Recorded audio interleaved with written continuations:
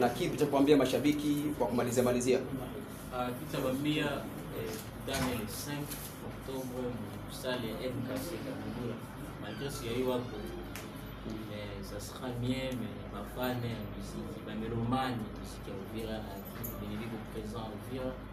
Ndani chez Beauté le 5 Oktoba msali ya MKC Kabindula. Enjoy Sembesa. Master Uva.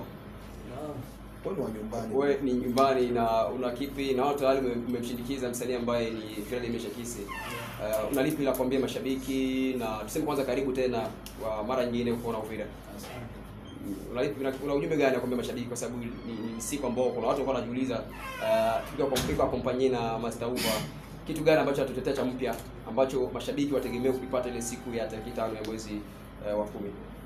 Kikubwa kwanza ni kusema asante kwa sababu unaonyesha heshima kwanza. Okay. Na ni upendo, sio heshima tu, upendo kwa sababu tayari muziki wa province ya Sud Kivu na province ya Tanganyika na kwa ni kitu kimoja. Nikwambia tu mafans na ndugu zangu wote wa Uvira kwa sana ataona kitu kile kitakuwa ndani. Hatukuongea mengi hapa. The 5 ndio ataona vitafanyika ndani. Safi sana. Kumalizia na Istamami, kuna ujumbe gani kwa sababu tayari umeona tumetoka kuanzia kupokea kuanzia kupora Kalundu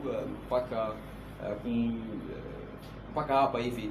Una kitu gani cha kuambia mashabiki juu ya tarehe 5 ambayo itafanyika show kubwa ya Pita concert kwenye uwanja wa MKC Kabindula? Kitu ambacho mimi nimeongea ni kuambia tu watu waje kwa wingi na watatoka wanafurahi kwa sababu wanaangalia mambo mazuri sana mazuri. Wajaona naimba live lakini le 5 watashuhudia maajabu. Karibu sana na nafurahi sana kuona wafans wangu wanajaza ukumbi. Kiukweli na enjoy sana.